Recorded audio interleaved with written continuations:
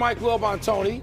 Some ski jumpers are reportedly gaining an advantage by injecting hyaluronic acid into their junk to increase its size. Hold on a second. Hold on. I'm with my doctor. It's hyaluronic. Wilbon, you have a spelling on that? No. Like to get some of that. Like to get that. Hyaluronic. How about hycolonic? Not the same thing. No? No, not the same thing. Different effect? Absolutely a different effect. Okay, then. Absolutely different. Do you believe this? Yes. Do you believe this story? Yes. This is like a Florida man. No, I believe this story, and I believe the Florida man stories. I believe all of them. Welcome to PTI, boys and girls. In today's episode, Matthew Stafford is the MVP. The Winter Olympics get underway, and Booger McFarland joins us for 5 good minutes. But we begin today with the upcoming Super Bowl, Seattle and New England. The last time these two teams met in the Super Bowl, the Seahawks chose to pass from the Patriots' 1-yard line, not hand the ball to Marshawn Lynch, and a Malcolm Butler interception decided the game for New England. That was 11 years ago, has no bearing on this game. Wilbon, which way are you leaning? Seattle. And you know, when the trade deadline came, I said Seattle. I thought that Seattle was the best team, at least in the NFC, all season. I think that the question is the same question it's been all year. Sam Darnold. Is Sam Darnold going to be the guy we saw all year, or the guy that they threw out of Minnesota before he was the guy that they threw out of New York? Well, he left Minnesota on his own, but yeah. Well, they kind of threw him out because if they wanted him, that's right, they could have kept him, and they decided they didn't, and shame on them. So, yeah, I'm looking at this as Sam Darnold based. He's got all the weapons out there, including when he's standing on the sideline, arguably the best defense in the National Football League. He can rely on them. He doesn't have to do too much himself. He doesn't have to feel all that pressure he might have felt other times in his career. I know New England is worthy, but I'm looking at also who they played in the regular season. Seattle was tested far more frequently. I'm going with the Hawks. Yeah, okay. So I'm going to go off script for a little bit, so bear with me. I'm going to give some congratulations to the NBA. And I'll tell you why. A couple of years ago, the NFL decided that it wasn't going to cede Christmas Day to the NBA anymore. Threw a couple of games in there and just cooked the NBA, destroyed their ratings. Someone in the NBA this year said, you know what, let's have our trade deadline during Super Bowl week. And as a result, they have pushed the NFL and the Super Bowl off page one. So I want to give them congratulations to the marketing people that understood how to do that. Let me get to this game. I think the better story would be if New England wins. I think they were 4-13 2 years in a row. They got a brand new coach to their team and a second-year quarterback, and nobody saw this coming. And if they win this game, maybe with Mike Vrabel and Drake May, maybe they begin to get in line for the legacy of Bill Belichick and Tom Brady. So I think it's the better story. But like you, I think Seattle's the better team. I think they're better on offense, defense, and special teams. I would be very surprised if New England won by a large margin. I would not be surprised if Seattle won by a large margin because, as you say, Seattle went through the tougher conference, the toughest division in football, and beat them again in the playoffs. They did. So I go with Seattle. I knew you were going to go for the I-95 team in terms of better story. But let me just ask you this. Seattle's got a new coach. Not as new as Vrabel, but a new coach. And a quarterback everybody dumped on. So why isn't their story just as good? I think the other one's better, but the Seattle one is a good story. Sam Darnold would be a great story. He would be the best story, right? We agree on that? I don't know about that. I just said what I thought would be the best story. Out. I understand. I-95. We could throw you out of this and then bring somebody else in. You'd be the best story. Let's move to last night's NFL honors. Among the highlights, Matthew Stafford is Drake May for MVP in the closest vote since Peyton Manning and Steve McNair in 2003 shared it. By contrast, Myles Garrett was a unanimous winner of Defensive Player of the Year. My man Larry Fitzgerald, Drew Brees, Luke Kuechly, Adam Vinatieri, and Roger Craig made the Hall of Fame, the running back, not the pitching coach. What news from last night was the most interesting to you? Okay, so the way that you picked Seattle for the last X amount of weeks, I sat here and picked Stafford. Stafford and the Rams. Credit. I said the Rams would get the Super Bowl, and I picked Stafford. So I'm not surprised by that. The vote is a little bit closer than I thought, but I'm not surprised by that. And the fact that I think he said he's going to come back next year, I'm good. He's got to come back. Good. Okay, now let's go down the line here. Larry Fitzgerald and Drew Brees are locks for first ballot Hall of Fame.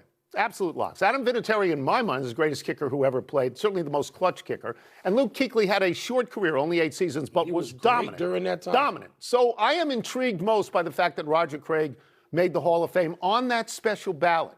Okay? He was the only one on that special ballot. Right. And I would say this, I think he deserves it because I thought he was in already. But I'm wondering about this. You can pick 3 guys on that 5-man special ballot.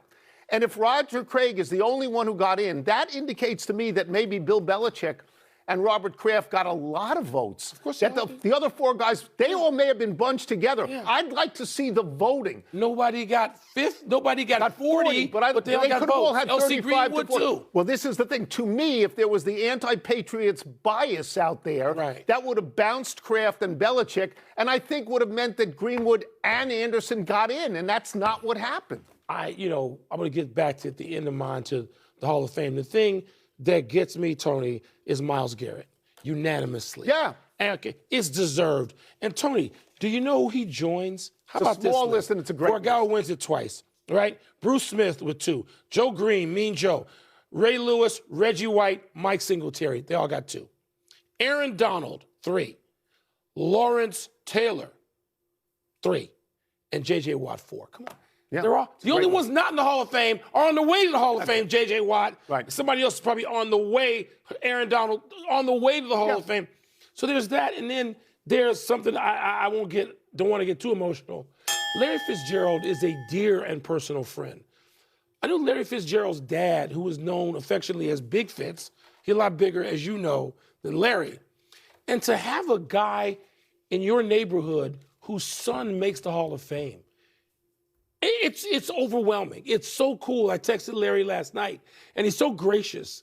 He's like, thanks for thinking of me. Like, what else am I thinking of? Yeah. I'm so thrilled. And you know what he's doing today? Thrilled, playing golf. He's playing 18 or 36. Golf. That's exactly what he's doing today. Let's move to the Winter Olympics, which are now ongoing in Italy with the opening ceremony being broadcast tonight. You and I have both covered Winter Olympics. We know how much fun they can be. Everyone knows you're not going to watch the figure skating, Wilbon, so you don't have to say it again. Okay. But outside of figure skating and Lindsey Vonn, who or what intrigues you? You know what, Tony? Got a list? What's that? Do you have a list that you're going to read? I do have a list. It looks like something a waiter would bring out to a table and say, here are our specials tonight. It does, but every year, as you know, we would take a flight to the Winter Olympics or every Winter Olympics, and we would have a list. Yeah. Because we were not going to be slavishly devoted to only American athletes. Right. And so what I've written down, it winds up being maybe sort of some American athletes too. Eileen Gu, who was just a star athlete, and her circumstance for who she represents, we won't get into now, but it's fascinating.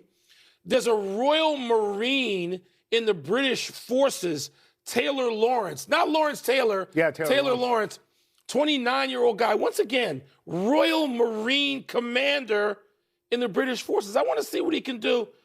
Keisha Love, I want to see an American athlete, 2 sports, UNLV sprinter involved in the Winter Olympics. So there are people who have odd circumstances. That's what I want to see. I'm not going to watch this. We understand you're not going to do that. So I am not a skier and I am not a skater. The Winter Olympic sports are pretty much foreign to me.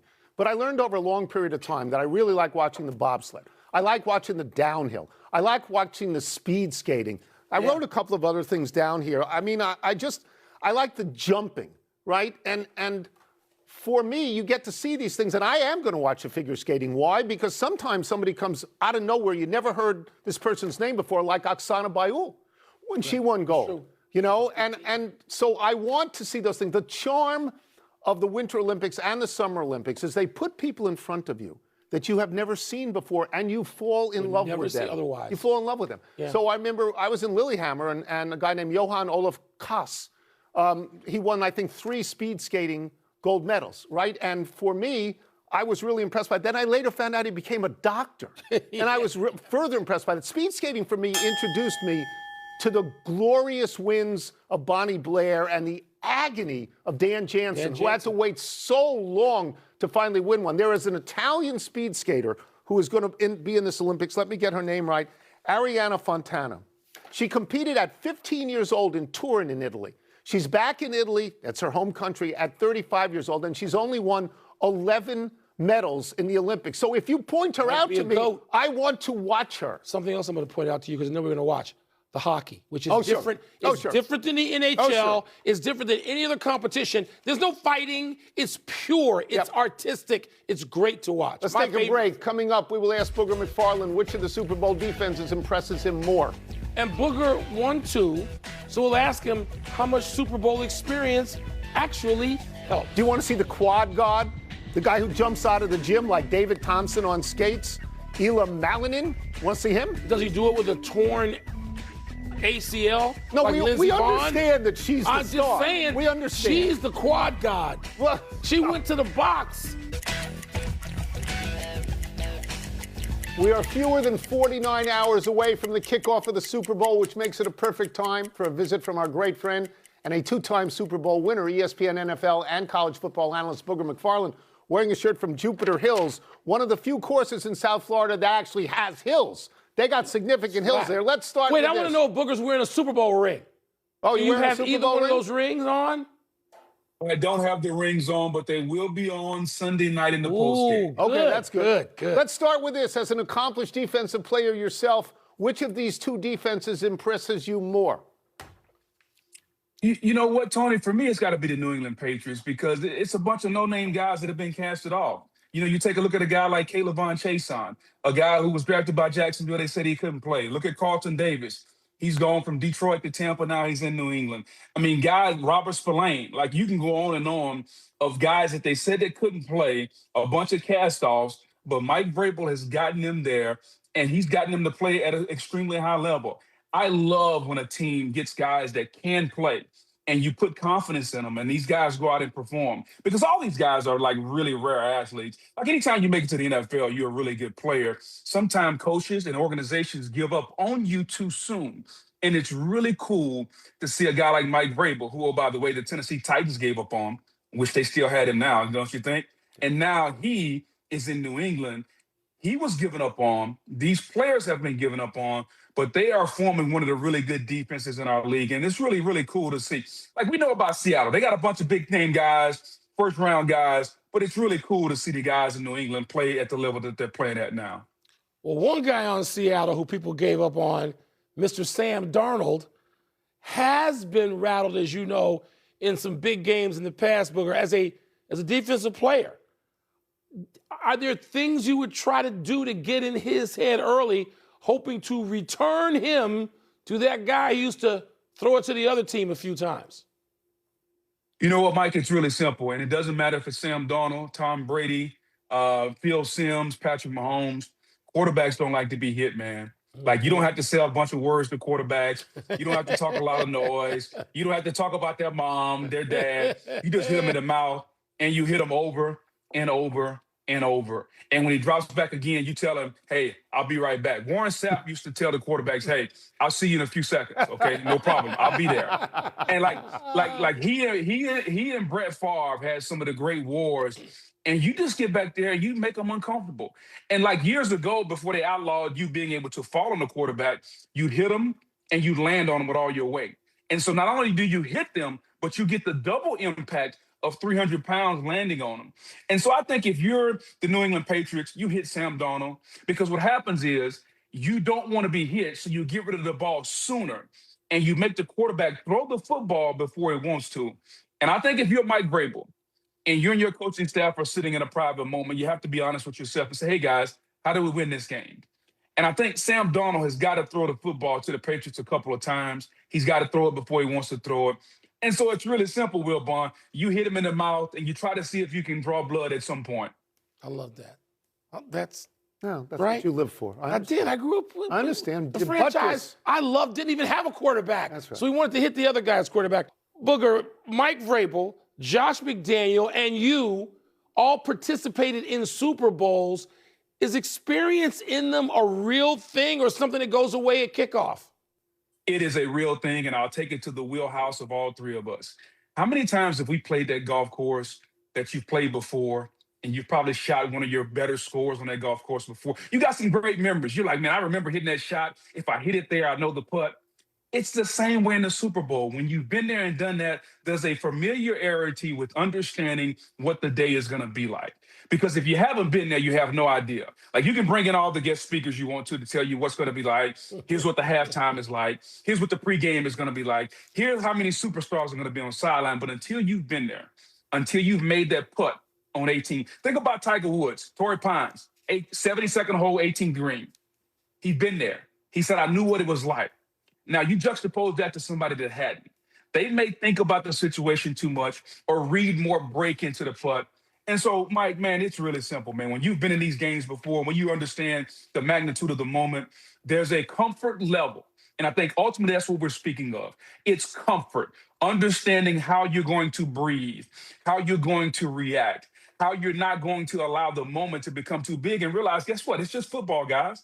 Like, it's 60 minutes. It's blocking and tackling, throwing and catching. And I think the team that approaches the game that level the quickest gives himself a better opportunity to win. All right, so with all the stuff that you have just said, which way are you leaning in this game and why? I stopped leaning a long time ago, Tony. I'm gonna give you the first pick of the week, and it's really simple. Vegas didn't build those tall buildings betting on the underdog. Now, that doesn't mean that the underdog can't win. It just means that the favorites usually are favorites for a reason. Seattle is the better team. And I think if I'm betting some of that Wilbon money from Arizona, some of that Kornheiser money from D.C., I'm putting it all on the Seattle Seahawks because they've been the better team all season long. They faced a more formidable schedule. They're the more talented team. And they should, if this game is played straight up, they should win. But Mike Vrabel and New England are going to try to play this game in the margins. They're going to try to figure out a way to get this game into the fourth quarter. And as we say in golf, if I got a chance on the back nine on Sunday, I'll take it. And I think if you're New England, that's all you can ask for. Yeah. I'm leaning and picking the Seattle Seahawks because they've been the better team. But if this game is in the fourth quarter and it's a one-score game with 7.5 minutes left, all bets are off because Mike Vrabel is just that good a coach. And if it's at that point, that means that Sam Darnold has probably turned the ball over a couple of times.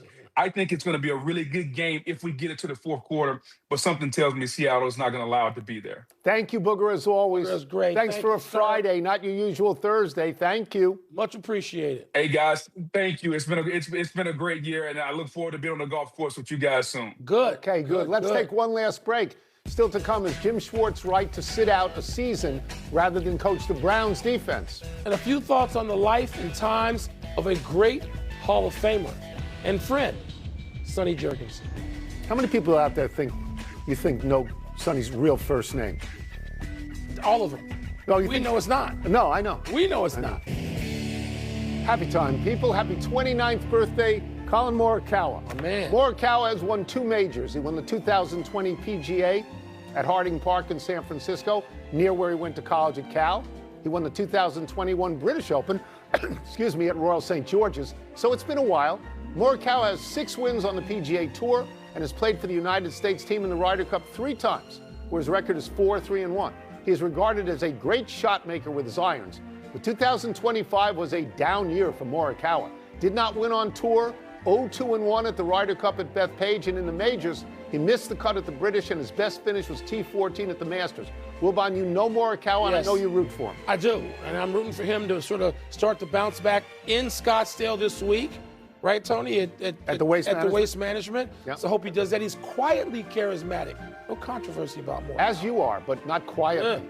Not so happy anniversary, JaVale McGee. On this day 14 years ago, the Wizards' bucking Bronco of a big man missed a wild running hook, then hustled back to the other side of the court to play defense. The slight problem was that the Wizards got the rebound and had to wait for McGee to return to their side of the court. Despite being a butt of jokes for years, McGee finished his career with 3 championships. 2 with the Warriors, 1 with the Lakers, and an Olympic gold medal. After 16 seasons in the NBA, McGee is now playing pro ball in Australia. His mother, Pam, was a 2-time NCAA champ at USC and a gold medalist herself. They are the first mother-son Olympic gold medalists ever. If you were a coach, wouldn't you want a big man who hustled back on defense regardless of the circumstances? Yes. You could make fun of him later in the locker room, but you'd like to have him, wouldn't you? A melancholy trails to Sonny Jurgensen. The Hall of Fame quarterback has passed away at the age of 91. Sonny was great in Philadelphia, then was traded to Washington and was great here too, leading the league in passing 3 times. Vince Lombardi coached him for 1 season and calls Sonny, quote, the best I've seen. And then Jurgensen had the second career, doing the Washington football team's broadcast for 38 years, 23 of them with Sam Huff and Frank Herzog. You would go to the games in the old days and everyone listened to them. They brought radios. They were that beloved. Sonny Jurgensen could possibly be the most popular pro athlete in Washington ever. I am honored and humbled to have been able to work with Sonny Jurgensen and John Riggins and George Michael for 13 years on television, most of it regarding the Redskins. My favorite Sonny story, and there are a million, of him when he played not pickup basketball, team basketball. NFL teams had off-season basketball teams. He comes out of the locker room having played for the Eagles, hair wet, out of the locker room, looks up on the scoreboard, and it said Wilt Chamberlain at the end of one quarter has 23 points. Sonny said, well, I'm going to sit down and watch the rest of this. Wilt, 100 points. Was at the game in I don't know anybody else who was at the game in Hershey, but Sonny Jurgensen, the cigar ever present, there's really nobody like him. Let's go to the big finish as quickly as we can. Let's Jim do it. Schwartz resigned as defensive coordinator of the Browns. Is that a big deal? Yeah, he probably should be the head coach of the Browns. Prosecutors accused Guardians pitcher Emmanuel Clase of throwing suspicious pitches in 48 games over 2 years. Your thoughts? Not good. Colombian soccer captain James Rodriguez signed with Minnesota United. You surprised by that? He's a star. Real Madrid, Bayern Munich, Everton, big star. The Niners and Rams will play in the first NFL game in Australia next season. Does that make sense? Makes sense to have West Coast teams. It shortens a very long Shortest flight. flight. Last one, fourth-ranked Duke at number 14, North Carolina tomorrow. You intrigued? Not as much as I used to be. I'm warming. I'm trying to warm. Ratings are way up on men's college basketball right now. Good for them. We're out of time. We were trying to do better the next time. Happy birthday, Ron DeGiovanni Jr. I'm Mike Wilbon. Have a great weekend, knuckleheads. You know what's coming next to start your Super Remember when we had lunch with Sonny and Sam at a Super Bowl? Remember that? Unforgettable.